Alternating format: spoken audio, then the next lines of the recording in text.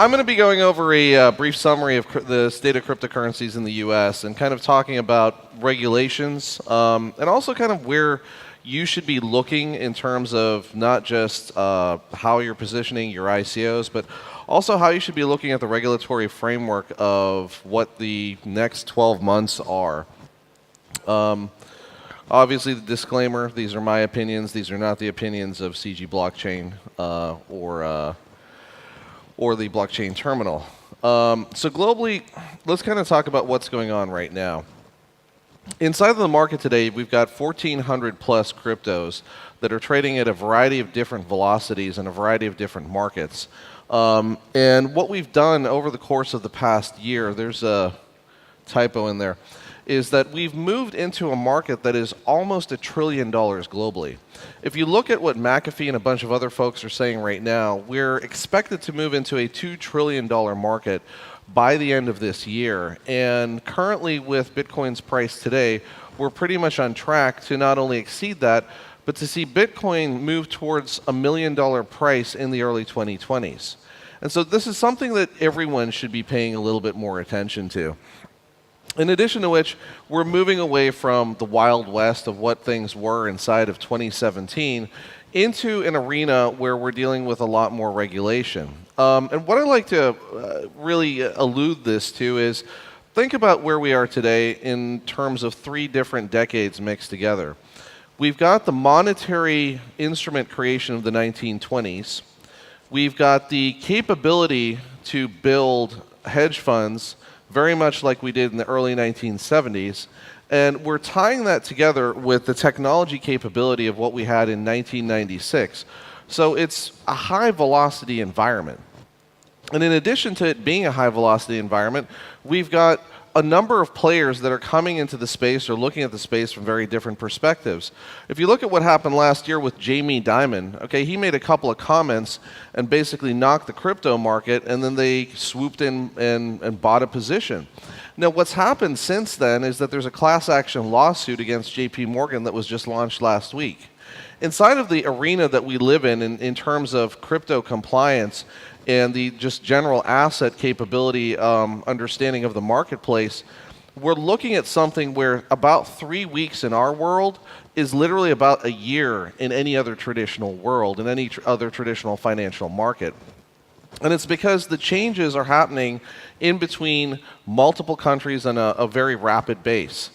In terms of fiat versus crypto, where are you standing today? Obviously, banks towards centralization, established regulatory frameworks, and really, they're entrenched. Crypto, obviously, here everyone I think understands the decentralization capability about this. But what crypto is, and what not a lot of people have looked at, is this is digital programmable money. Okay. What I want you to start thinking about is don't just think about crypto in terms of the token that you're putting out or the token you might be investing in. Think about crypto in terms of the dApps that you might be building on top of it, the value of the data inside of it, and the velocity of the utility of that token inside of multiple ecosystems, and how that's going to drive the value and performance of what you've dropped into the market today. From the perspective of financial instruments and the impact of tokenization, we're seeing asset-backed tokens today, we're seeing non-asset-backed tokens today, and we're seeing tokens where you're literally creating value out of thin air. You could raise $50 million inside of an ICO with a total value of about $400 million, which means that you have multiplied your money by a multitude of factors. And now what you have is the capability to even build more value inside of that ecosystem based upon where you want to go tomorrow. We are going to be creating the new commodities, the new derivatives, the new venture capital, the new creative services that are not just going to need to be regulated, but they're going to need to be evaluated from a brand new perspective. Everything that was old is gone.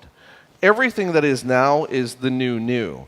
And the baseline that we start creating today in 2018 is going to lead us well into the 2020s in terms of a brand new perspective of money that will be in between the ICOs on one side, your traditional venture in the center, and your IPOs on the opposite side. And these three worlds are going to start playing together in ways that we haven't really thought about before.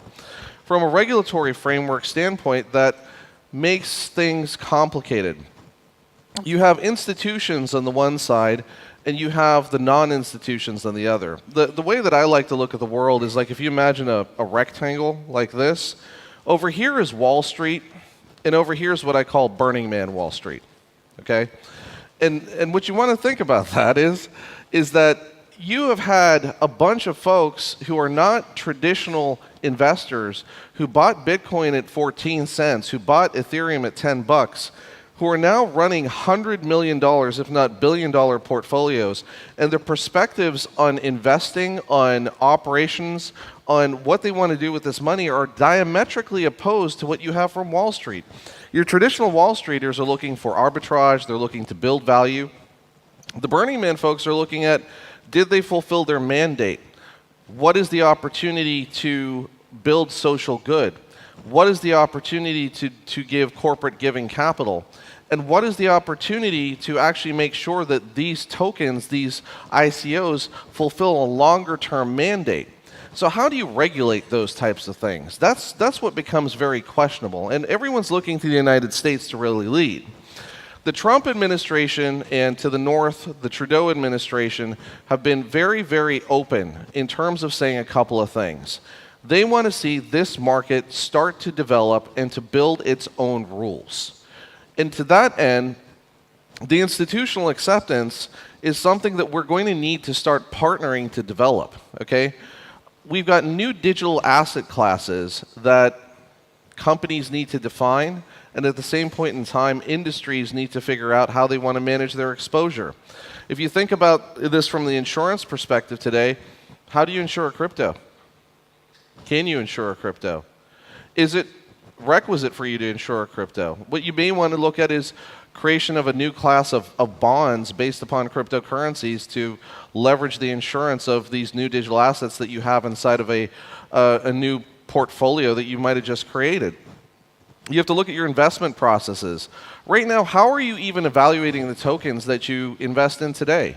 Have you read the white paper? Did you take a look at the yellow paper? Do you understand the tokenomics? Do you even understand the cryptonomics going into this?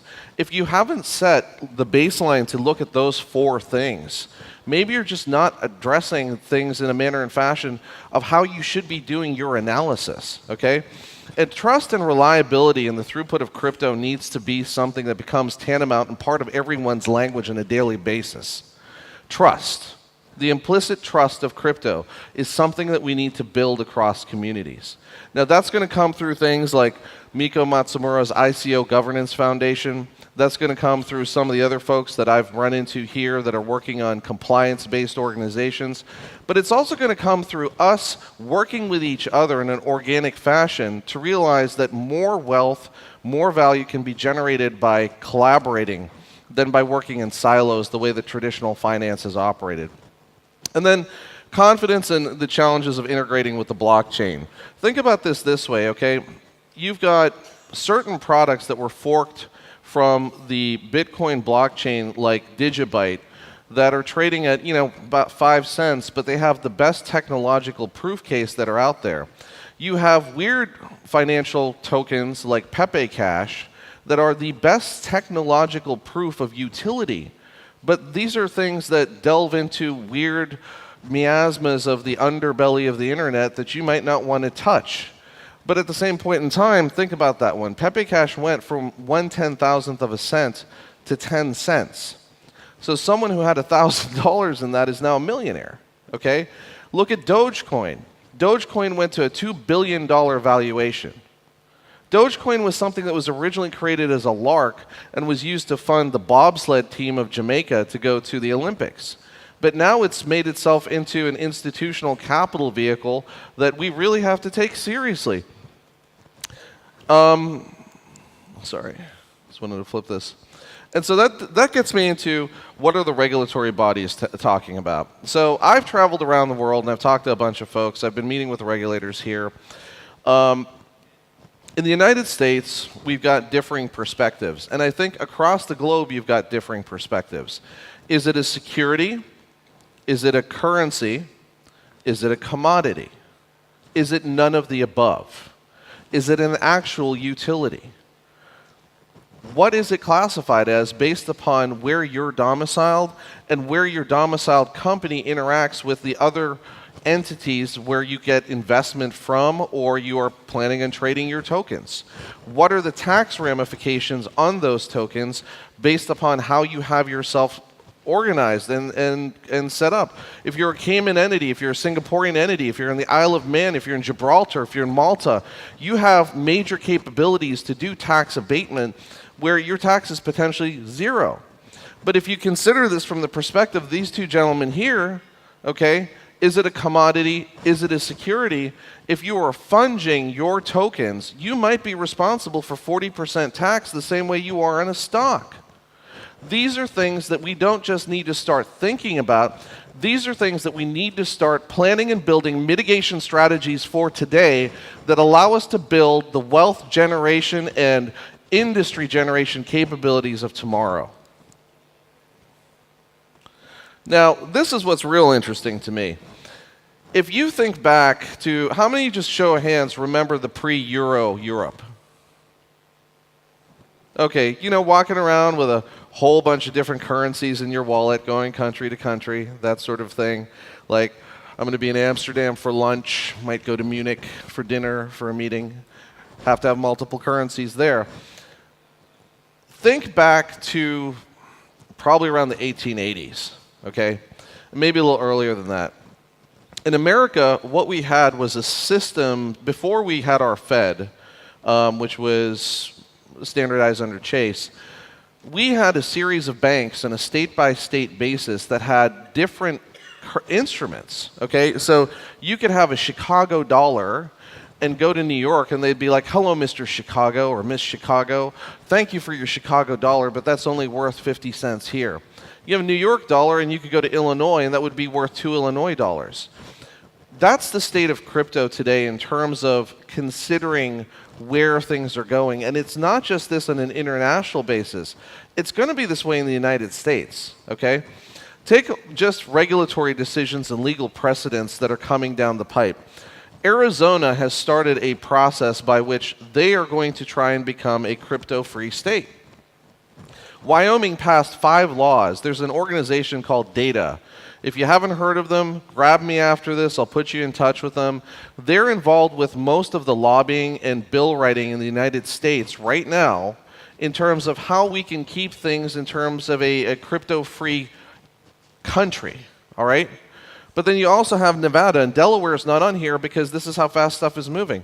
Nevada is looking to pass laws as well that are going to make it as friendly to businesses in crypto as it is to businesses now with a very low state tax rate.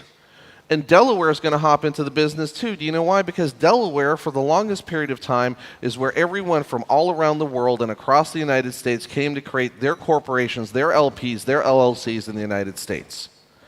And as these things change, these are going to have dynamic effects in terms of what regulation is in the United States. Running a little long here, so I'm just going to rip through this. Exposure in terms of industry updates and adoption. The Chicago Boards of Options Exchange, the CME Group, which is the Mercantile Exchange, TD Ameritrade, are already into Bitcoin futures. Okay, right now you can do a 4-month future. Liquidity, the SEC is considering new rules as of April to allow Bitcoin ETFs. And as far as I know right now, Bitcoin ETFs are starting to matriculate into the market. Regulations and trust. We're going to see the first SEC sanctioned hedge funds inside of the next 6 months. What this means is that you don't have to be running Cayman entities, or maybe you do have to be running Cayman entities, or maybe you're running St. Vincent entities, or maybe you're running Singaporean entities, but you're actually going to be able to work with the American government to trade. And Coinbase Custody is working on broad-based ERC-20 adoption, but Coinbase just bought Earn.com yesterday, all right? This is going to have impacts across the industry. And then lastly, Coinbase Ventures is moving into the space. China at the same token is creating a competing environment by putting $160 million into the environment to talk about just investment. And what this is going to create is competing regulatory frameworks. So in 17, crypto gained momentum as a utility. In 18, security tokens are emerging. But now what we have to think about is the complex interoperability of regulations across these different organizations and how this is going to impact us not just from a fundraising perspective, but from a perspective of how we build into the future. New institutional players are out there. I know I'm out of time. Goldman Sachs has embraced crypto, and we've built a blockchain terminal solution. You can come check out our booth. We've actually integrated about 80 exchanges, and they're building the capability for you to trade and build, your own liquidity. And the opposite side, to build into the Burning Man environment if you want to build that. The future is really not just yours to take by the helm, but it's something that you need to be working in tandem with your peers on. If you have any questions, I am SULTAN everywhere on the internet, and I thank you.